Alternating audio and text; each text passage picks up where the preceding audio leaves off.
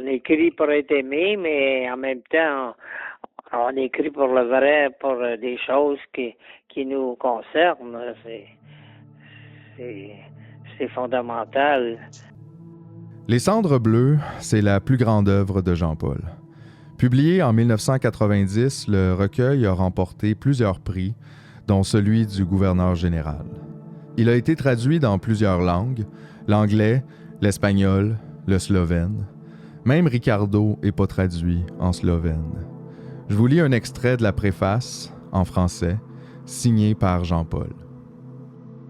Quand j'ai commencé à écrire sur mon enfance, je voulais faire un roman ou une novella, parlant donc de cette enfance, de son décor grandiose qu'est la baie Saint-François à Salaberry de Valleyfield, laquelle se jette avec générosité dans le fleuve. Je voulais décrire ce décor idyllique comme l'est souvent un souvenir d'enfance. Mais au bout de quelques pages, je sentais que quelque chose n'allait pas. Je tournais en rond autour du pot, comme on dit. À cause des mots, le décor supposément idyllique s'est déchiré et le hangar est apparu, sorte de grotte où m'attendait toujours le Minotaure, ce jeune homme qui m'a initié à l'amour et dont les rencontres se sont succédées durant des années. J'ai été pris de vertige. Ceci n'est pas une figure de style. Et dans ma chute, les mots, paradoxalement, sont venus à ma rescousse.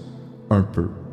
Car en les saisissant pour tenter de faire du sens, d'organiser le chaos dans lequel je sombrais peu à peu, le déroulement anecdotique s'est mis en place.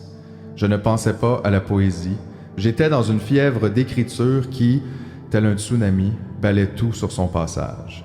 Plus j'avançais dans le texte, plus j'avais besoin de repères ou, si vous voulez, d'un refrain, d'une incantation qui pouvait me délivrer de cette folie que j'étais en train d'ausculter. Mais je n'avais que 6 ans et demi.